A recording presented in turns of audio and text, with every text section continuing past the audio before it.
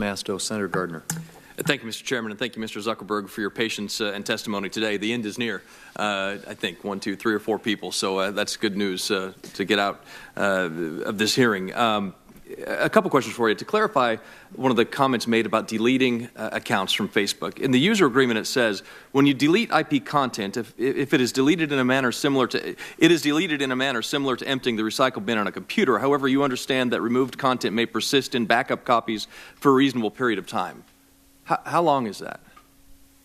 Senator, I don't know sitting here what our current systems are on that, but the intent is to get all the content out of the system as quickly as possible. And does that mean your user data as well? It talks about IP content. Is that the same thing as your user data? It could sit in backup copies? Senator, I think that is probably right. I'm not sitting here today having full knowledge of our current state of the systems around wiping all of the data out of backups. So I can follow up with you on that afterwards. But what I can tell you is that all backups get wiped. That is certainly the way it's supposed to work. Has there ever been a failure of that? Senator, I don't know. If we tell people that we're going to delete their data, we need to do that. And you do that. Thank you, Mr. Zuckerberg. A couple of other questions. I think that gets to the heart of this expectation gap, as I call it, with users.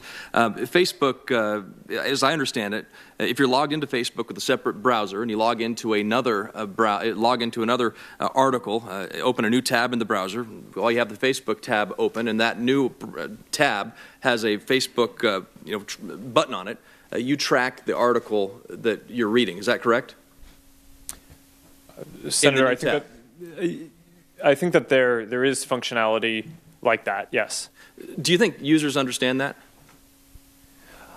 Senator, I think that there is a reasonable, I think the answer is probably yes for the following reason.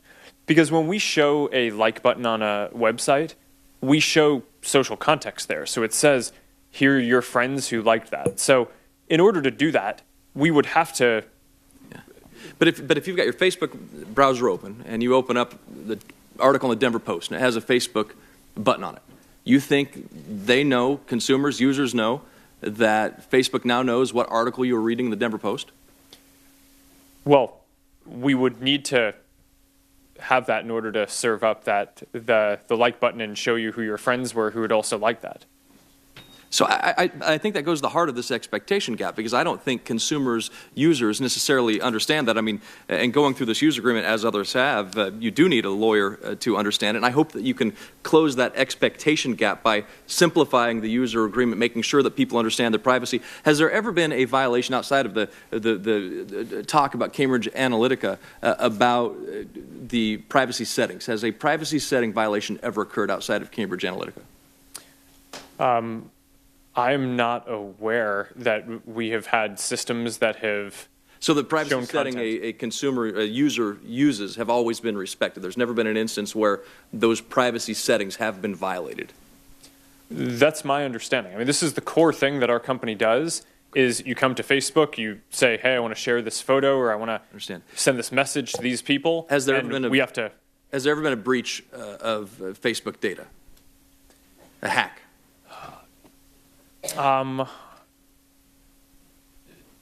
There have been. I don't believe that there has been a breach of data that we are aware of. Has there ever been a hack? Yes. And have those hacks accessed user data? I don't believe so. I think we had an instance back in 2013 where someone was able to install some malware on a few employees' computers and had access to some of the content on their computers. But I don't believe that they had access to data. Page. Never affected the user page. I do not believe so. Okay. Has the government ever asked to remove a page, have a page removed? Senator, I believe so. Okay. And has the government ever, can you get a warrant to join a page, to be on a page, pretending you're a separate user, to be liked by that, to track what that person's doing? Do you need a warrant for that, or can the government just do that, the FBI, anybody? Senator, I'm not sure I fully understand. You're saying we can follow up on that, because I do want to have one final question I want to ask you. A couple days ago, I think Facebook talked about that it would label traditional advocacy as political ads. And for instance, if the Sierra Club was to run a climate change ad, that would be labeled political. Political ad. If the Chamber of Commerce wanted to run or place an ad as this would have an impact on the climate change regulations would have an impact, and to talk about that through an ad, that would be labeled as political, which is different than current standards of what is political, what is issue advocacy. Is it your intent to label things political that would be in contradiction to federal law? Senator, the intent of what we're trying to get at is the foreign election interference that we've seen has taken more the form of issue ads than direct political electioneering advertising. So because of that, we think it's very important to extend the verification and transparency to issue ads in order to block the kind of interference that the Russians attempted to do, and I think will likely continue to attempt to do. That's why I think that those measures are important to do. Thank you. Thank you, Senator Garner. Senator Tester.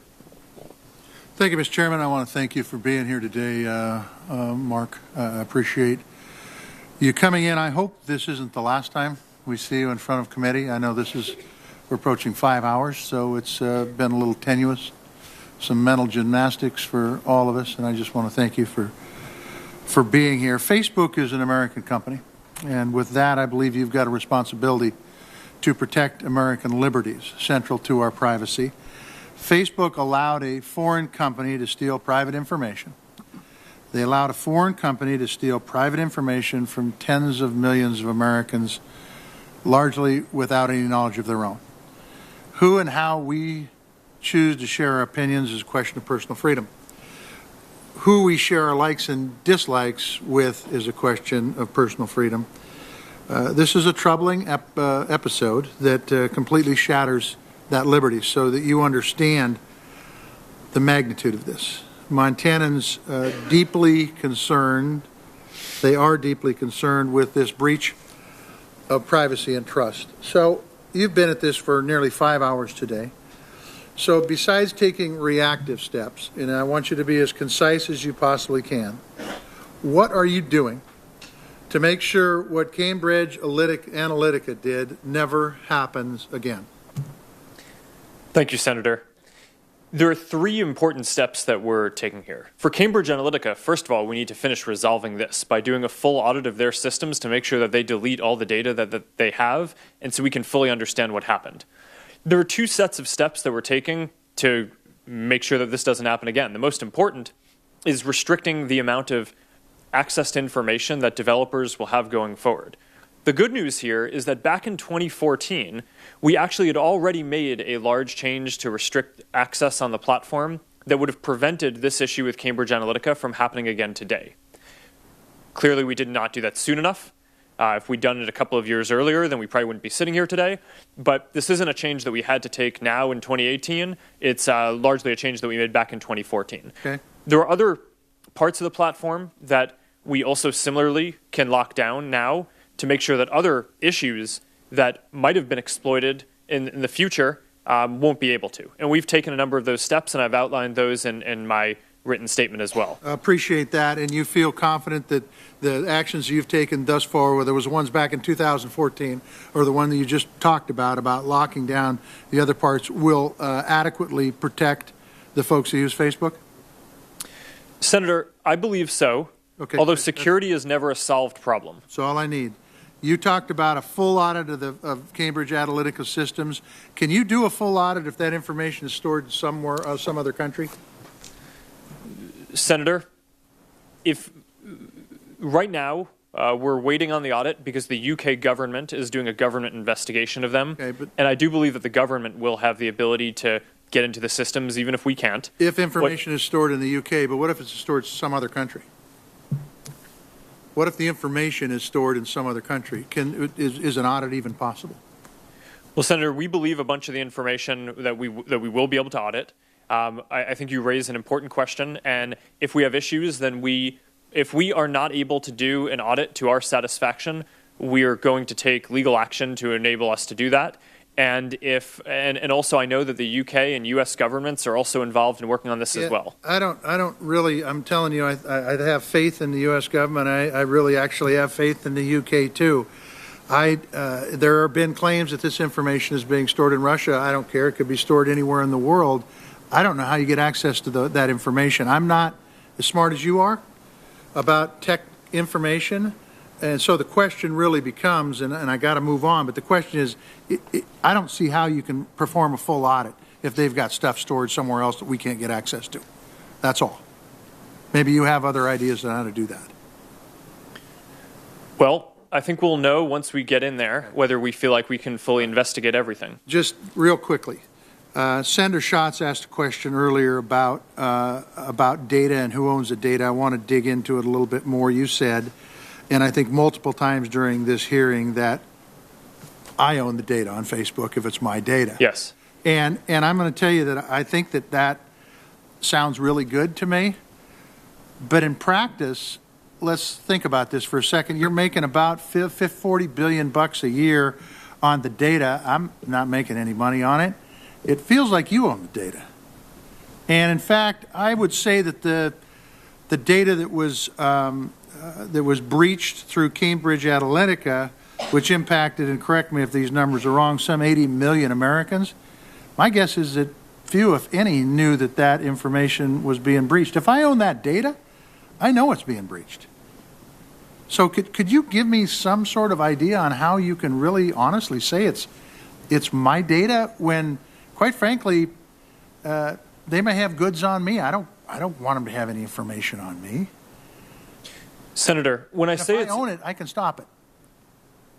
Yes. So, Senator, when I say it's your data, what we mean is that you have control over how it's used on Facebook. You clearly need to give Facebook a license to use it within our system, or else the service doesn't work. Yeah, I know, and this license has been brought up many times today, and I'm going to be quiet in just 1 second, Mr. Chairman. But the fact is the license is very thick, maybe intentionally so people get tired of reading it and don't want to. Look, Mark, I appreciate you being here. I look forward to having you at another hearing. Thank you. Senator Young.